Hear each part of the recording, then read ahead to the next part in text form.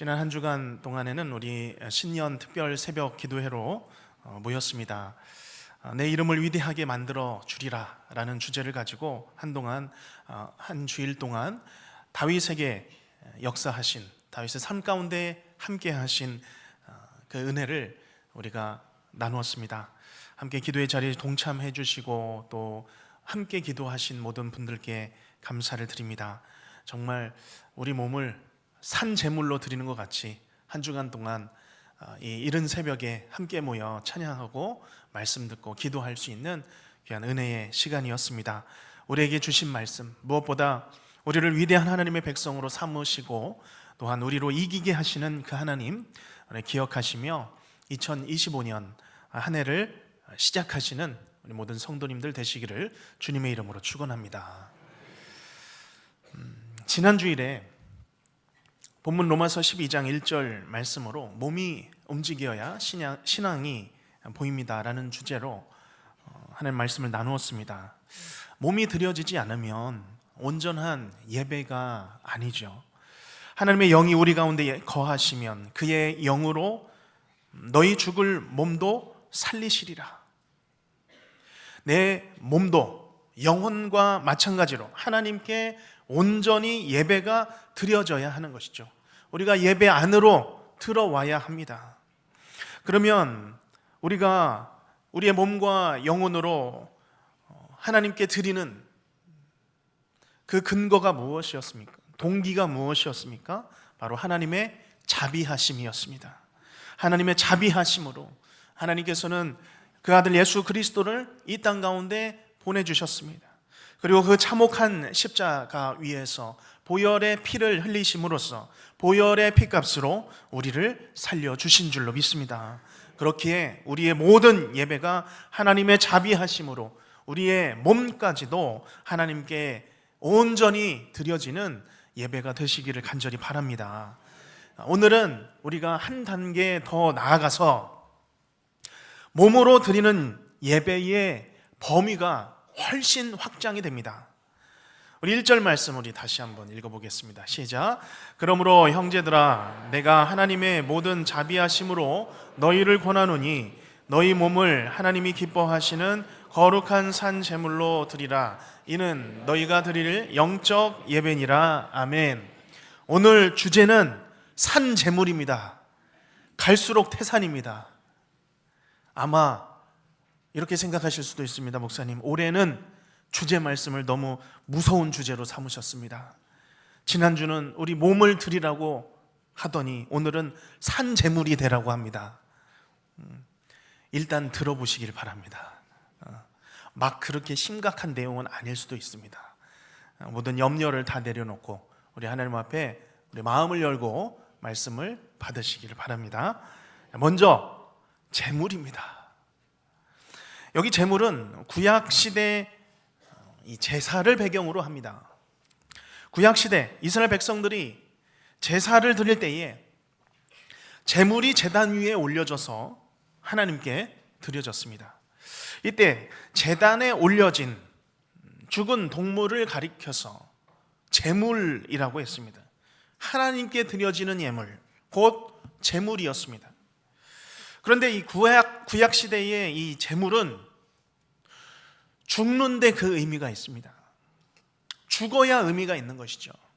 하나님께서 제물을 가지고 온 그 사람, 이 제물이 죽어야, 피를 흘려야 이 죽음의 값으로, 피값으로 내 죄가, 예배자의 죄가, 제사하는 사람의 죄가 용서받아서 살아나게 되는 것이죠.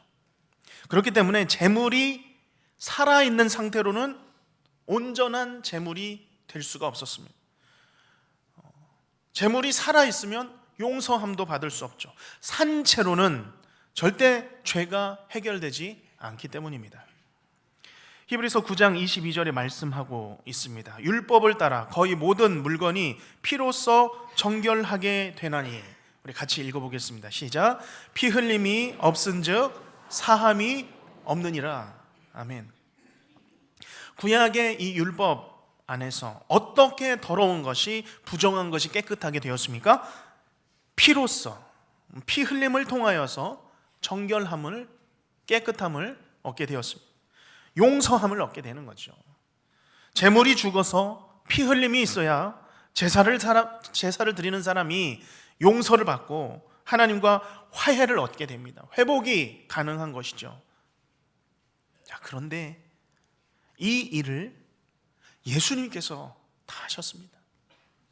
예수님께서 우리의 죄를 사하시기 위해서, 용서하시기 위해서 십자가 위에서 대신 제물이 되신 것입니다.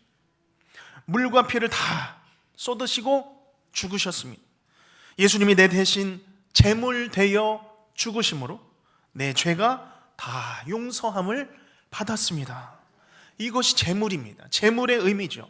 죽음으로 제물을 드리는 자를 깨끗게 하는 제물의 기능이요, 제물의 원리입니다. 자, 그런데 1절 말씀을 보면 그냥 제물이 아닙니다. 어떤 제물이죠? 산 제물입니다. 산 제물이라고 표현합니다.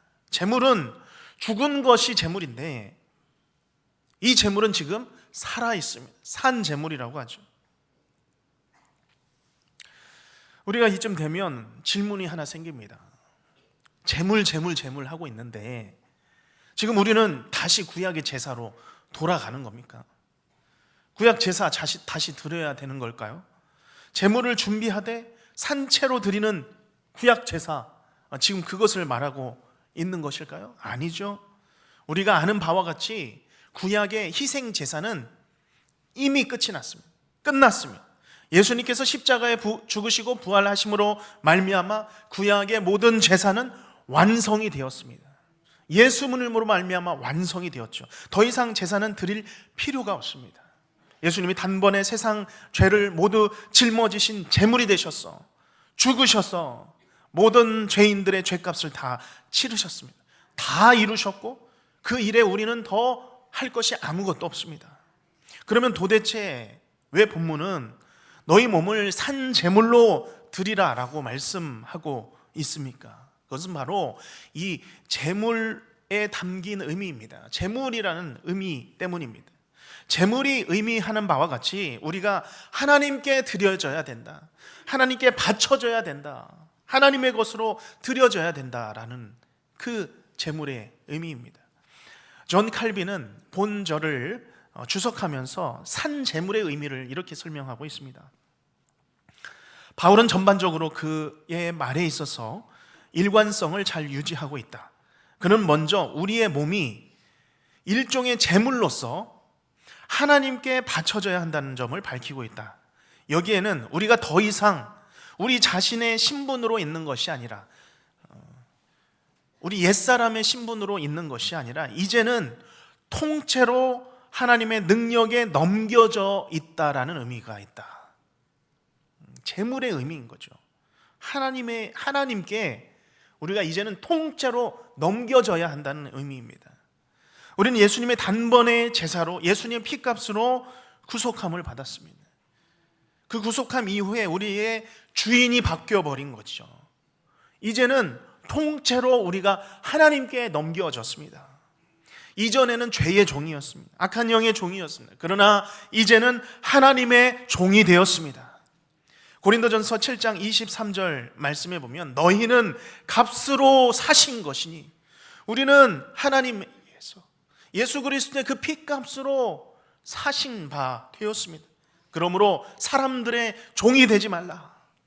하나님의 우리를 보혈의 피값으로, 예수님의 보혈의 피값으로 나를 또한 우리를 사셨습니다. 그렇기에 이제는 세상의 종이 아니라 사람들의 종도 아니고 하나님의 종이 된 줄로 믿습니다. 고린도전서 6장 20절 말씀에서는 더 적극적으로 어떻게 우리가 살아야 하는지 명령하며 가르치고 있습니다. 우리 같이 한번 읽겠습니다. 시작. 값으로 산 것이 되었으니 그런즉 너희 몸으로 하나님께 영광을 돌리라. 아멘. 우리의 몸으로 무엇을 하라고요? 하나님께 영광을 돌리라. 이제는 이런 삶인 것입니다. 이것이 가장 정확한 산 제물 드려지는 의미입니다. 우리 몸이 분명하게 하나님께 영광이 되는 삶으로 드려지기를 간절히 바랍니다. 이것이 내 인생의 뚜렷한 목적이 되시기를 바랍니다. 그러면 산 제물로 하나님께 드리는 삶은 무엇일까요? 살아서 우리 몸으로 하나님께 영광을 돌리는 삶, 구체적으로 무엇입니까? 예전에 한국 교회 안에서는 너희 몸을 하나님께 드리라고 했을 때는 하나님께 몸을 드리는 것은 목사가 되고 선교사가 되는 것이라고 생각했습니다. 선교사가 되더라도 재물 정도 되는 선교사 되려면 아프리카 미정도 종족, 영화 미션에서 나오는 그런 문명이 닿지 않는 그런 민족에게 가서 선교를 해야, 그 정도 돼야 산재물 된다라고 생각을 했습니다. 목회자도 산재물 정도 되려면 가정도 중요하게 여기지 말라고 했습니다. 주의 일을 하는데 가족을 챙기는 것은 의미가 없다 생각했던 것이죠. 아버지와 어머니, 형제, 자매 관계, 본토 친척, 아비 집을 떠나듯이 다 버리고 아내와 또 아이들은 목회를 위해서 희생하는 것이다, 그렇게까지 생각을 했습니다. 그러면 과연 오늘 1절 말씀은 주의 일만, 교회 일만 거룩하기 때문에 이제 세상 일은 다 내려놓고 온전히 교회에서, 선교지에서, 목회지에서 우리가 주님의 일만 하라는 그런 의미이겠습니까?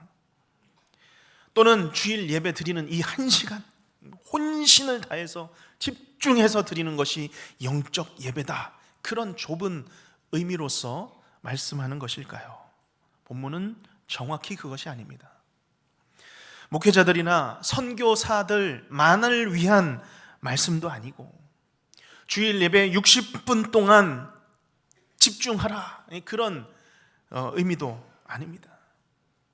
여기 일단 너희라는 여기 대상은 일부의 사람들뿐만 아니라 11장까지 이제 바울이 교리를 가르치면서 언급한 모든 구원받은 성도를 대상으로 합니다.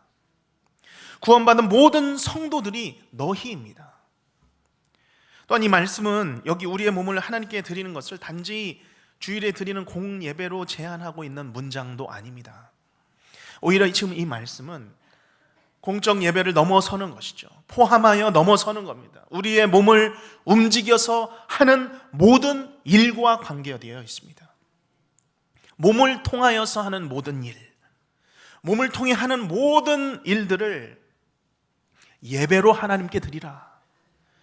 우리 하는 모든 일들을 통하여서 하나님께 영광이 되는 삶을 살라라는 의미인 것입니다. 일이라는 것을 한번 생각해 보겠습니다. 에덴 동산 우리가 떠올려 보시기 바랍니다. 그곳에 일이 있었을까요?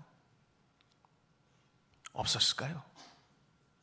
그곳에는 일거리가 꽉 차 있었습니다.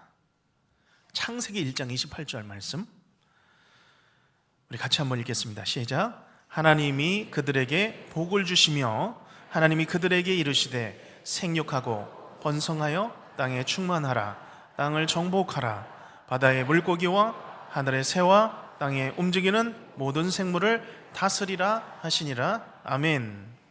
에덴 동산에도 일이 있었습니다.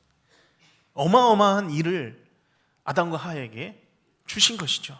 그런데 그 일들을 주시면서 무엇이라 말씀하셨습니까? 하나님이 그들에게 복을 주시어 이르시되.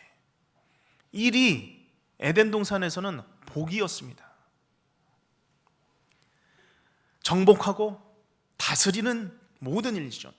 뿐만 아니라 아담은 에덴 동산에서 각종 들짐승들과 각종 새들 얼마나 많았겠습니까? 구분하기도 쉽지 않았을 것입니다. 그러나 그들의 이름을 짓고 부르는 일도 했습니다.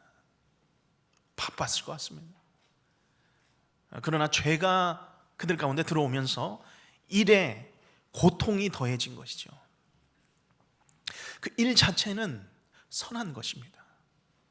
하나님께서도 일을 하셨고 지금도 일을 하고 계십니다. 예수님도 일을 하셨습니다. 예수님께서는 이렇게 말씀하셨죠. 아버지께서 이제까지 일하시니 나로도 일하느니라. 예수님께서도 그 복음 사역에 일을 하셨죠. 바울 역시 복음을 전하면서 천막을 만드는 일을 했습니다. 그렇게 오늘 너희 몸을 하나님께 드리라 라고 할 때는 일상의 삶에서 우리의 몸을 움직여서 하는 모든 일들, 움직이는 모든 일들을 하나님께 드려라. 제물처럼 하나님의 것으로 하나님의 영광을 돌리는 삶을 살라라고 말씀하고 있는 것입니다. 우리는 몸으로 하는 많은 일들이 있습니다. 바라기는 가장 사소한 일들을 포함하는 모든 일들, 이제까지 때로는 의미 없이 또는 나를 위하여 해왔던 일이라면 이제는 하나님을 향하여 예배하는 마음으로 최선을 다하여서 나에게 주어진 일들을 감당하시는 모든 성도님들이 되시기를 바랍니다. 자, 그러면 우리의 일상에서 우리의 몸을 움직여서 하는 일들, 어떤 것들이 있을까요? 기본적으로 우리가 하는 직장에서 직장 생활하는 일들이 있습니다. 내가 맡은 사업, 운영하는 일들이 있겠죠. 그런가 하면 집에서 하는 일들도 있습니다. 아이들을 돌보고 양육하고 방을 정리하고 식사를 준비하고 설거지하는 일 엄청 많이 있습니다. 집안에 쉬면서 앉아있고 대화하고 여가 시간을 갖는 모든 것들 다 우리의 몸으로 움직여서 하는 일들입니다. 과연 대한민국 안에는 얼마나 많은 직업이 있을까요? 궁금해서 챗GPT를 통해서 질문을 해봤습니다. 대한민국에 현재 얼마나 많은 직업이 우리나라에 있는가? 그랬더니 정확한 직업의 숫자를 딱 잘라 말하기는 어렵다라는 답을 얻었습니다. 이 정도는 저도 답할 수 있을 것 같습니다. 세상에.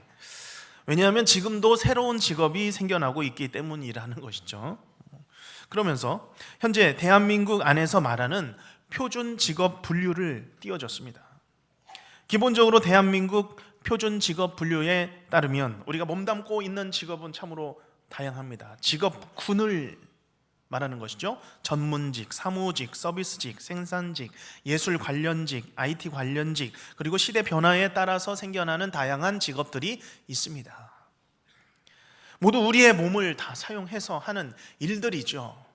자, 그런데 이 직업 분류에서 제외되는 예외의 그런 직업도 이렇게 띄워줬습니다. 무급 봉사자들입니다. 학생들입니다. 의무로 복무하는 군인들입니다. 가사활동도 직업이 아니다라고 정확하게 분류하고 있습니다. 경제적 대가가 있어야 하고 자율적 어떤 선택에 의해서 움직이는 것이 직업이지 그렇지 않으면 직업의 군에 들어갈 수 없다라는 겁니다.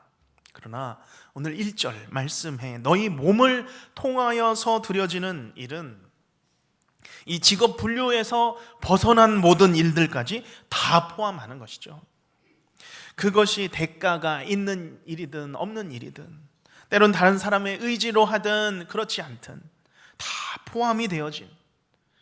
포함되어져서 다 그것이 모아져서 하나님께 드려지는 일들을 할 때 하나님께 영광을 돌리게 하는 일들이죠.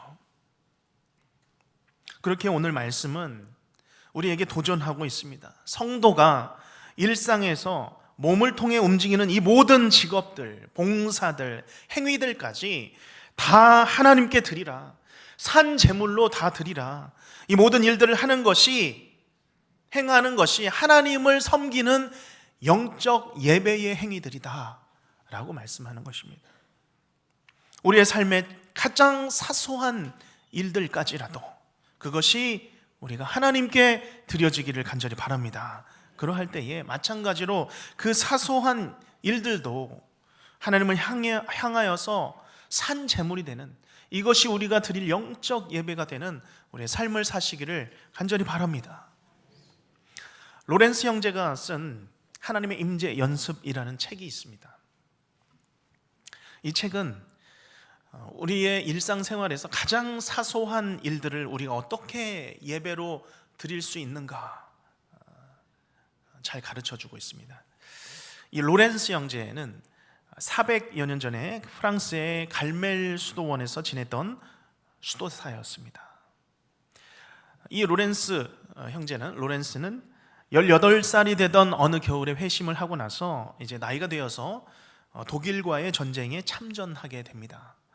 그런데 그곳에서 이 사람이 심각한 부상을 입게 되었고 다리를 저는 장애를 안고 제대를 하게 됩니다.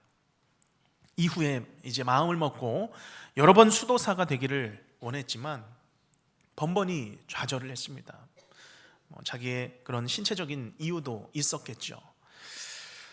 마침내 40쯤에 늦은 나이에 수도원에 들어가게 되었고 이곳에서 80살이 될 때까지 평수도사로 40여 년 동안 생활을 합니다. 그런데 그토록 원하던 수도사가 된 그에게 맡겨진 일, 기대와는 다른 두 가지였습니다. 하나는 다른 모든 수도사들을 위해서 부엌에서 음식을 준비하는 일이었고, 또 하나는 이 갈멜 수도원에 있는 수도사들의 신발, 샌들을 수선하는 일이 이 사람에게 주어진 겁니다. 수도사들을 위해서 양식을 구합니다. 그걸 다 모아서 썰고 준비하는 일입니다. 또 끼니 때가 되면 다시 반복해서 준비하는 그 일을 이 수도사가 40년 동안 한다고 한번 생각을 해보시기 바랍니다. 처음에는 힘들어서 불평도 했습니다. 그런데 이 로렌스가 어느 때부터 이 주방 일을 하면서 하나님의 임재를 경험할 수 있는 방법을 찾아내기 시작한 겁니다. 다른 수도사들의 이 신발을 수선하면서도 하나님께서 어떻게 이 순간 임재하시는가를 감각하고 또 연습하기 시작했습니다. 그러면서 하나님과 대화하기를 시작했고 그 대화 내용이 하나님의 임재 연습이라는 책으로 엮여져서 지금까지도 전해져서 읽혀지고 있습니다. 자, 이 로렌스의 가장 핵심적인 질문은 왜 우리는 항상 짧은 한순간의 예배로만 만족하며 살아가야 할까? 이런 고민 해보셨습니까? 왜 우리는 항상 짧은 한순간의 예배로만 만족하며 살아가야 하는 것인가?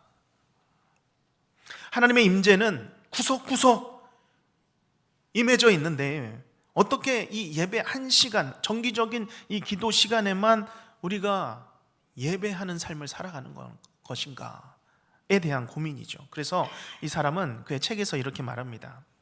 우리의 영적인 생활에 있어서 가장 필요한 연습은 하나님의 임재 연습이다. 이 말의 의미는 우리가 하나님의 거룩하신 동행 안에서 끊임없이 기쁨을 발견하고 매 순간 어떤 식으로든 대화에 막힘없이 항상 그분과 겸손하면서도 정답게 이야기 나누는 것을 말한다. 특히 이것은 유혹과 슬픔의 시간, 하나님과 분리되어 있는 것 같은 시간, 그리고 불성실과 범죄의 시간에 더더욱 중요하다. 그리고 구체적으로 어떻게 하나님의 임재를 알고 실천하는지를 가르쳐주고 있는 것이죠. 한 가지 예가 이렇습니다. 나는 프라이팬에 작은 계란 하나라도, 그 작은 계란 하나라도 하나님을 사랑하는 마음으로 뒤집는다. 그 일도 다 끝나 더 할 일이 없으면 나는 바닥에 엎드려 하나님을 경배한다. 그리고 마침내 이 로렌스 형제가 발견했던 진리는 하나님의 임재의 자리라는 것은 어떤 수도원에 묵상하는 자리, 예배하는 자리, 높은 산, 어떤 기도원, 그런 장소도 아닌 자신의 마음 가장 깊은 곳 심령에 자리 잡고 있다는 것을 발견하게 됩니다. 이 로렌스 형제의 임재 연습은 하루 동안에도 많은 시간을 몸으로 일하며 살아가는 우리에게 아주 큰 도전을 줍니다. 예배의 발상 전환이죠. 우리의 일상의 자리, 그 모든 자리들은 예배의 자리들이라는 것입니다. 우리는 모든 삶의 자리에서 우리의 몸으로 예배를 드리며 구석구석, 삶의 구석구석에서 살아갈 수 있다는 것입니다. 그렇게 주일의 예배는 끝이 아니죠. 시작입니다. 일주일의 예배를 위한 출발선입니다.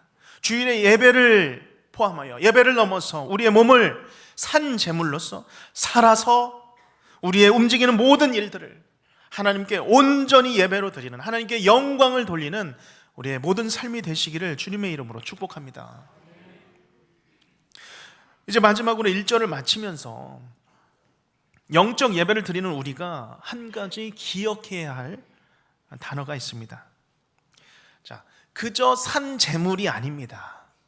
어떤 산 제물이죠? 거룩한 산 제물을 드리라. 거룩한 산 제물을 드리라. 하나님께서는 더러운 것은 받지 않으십니다. 더러운 삶은, 더러운 몸은 받지 않으십니다. 거룩하지 않은 제물은 아무리 몸을 써서 몸으로 드리는 일이라 할지라도 받지 않으십니다. 그렇기 때문에 더러운 것이 있다면 씻어내야 합니다. 더러운 것들은 피해야 합니다. 눈두덩이를 쳐서 복종을 시켜서라도 우리는 죄와 끊임없이 싸워야 합니다. 미워하는 살인을 하지 말아야 합니다. 정욕을 품는 간음 회개해야 합니다. 거짓말하지 말아야 하고 남의 것 탐내지 말아야 합니다. 깨끗한 삶을 하나님께서 원하십니다. 정직하고 성실하며 말씀에서 벗어나지 않는 제물로 하나님께 우리의 삶의 자리에서 드려져야 합니다. 수많은 성도들이 이 삶에서 벗어나 있기 때문에 여전히 기독교에 대한 시각이 회복이 되지 않습니다. 우리의 삶의 자리에서, 우리의 직장 자리에서, 사업을 운영하는 그 자리에서 빛과 소금으로서 하나님을 향하여서 영광이 되는 그런 삶을 사시기를 간절히 바랍니다. 작은 계란 하나라도 하나님을 사랑하는 마음으로 뒤집으시기를 바랍니다. 전화를 하면서도 하나님이 듣고 계신다라는 마음으로 상대방을 위로하고 진실한 마음으로 대화하시기를 바랍니다. 건물을 지어도 관리를 해도 하나님의 집을 세우시는, 하나님의 집을 세우는 것 같이 세우고, 윗사람을 만나도, 사람들을 만나도 예수님을 만나는 마음으로 선대하시기를 바랍니다. 이것이 우리의 삶으로 드리는 영적 예배인 줄로 믿습니다. 우리가 한 주간도 하나님께서 기뻐하시는 거룩한 산제물, 살아서 하나님께 영광을 돌리는 영적 예배를 드리며 살아가시기를 주님의 이름으로 축원합니다. 기도하겠습니다.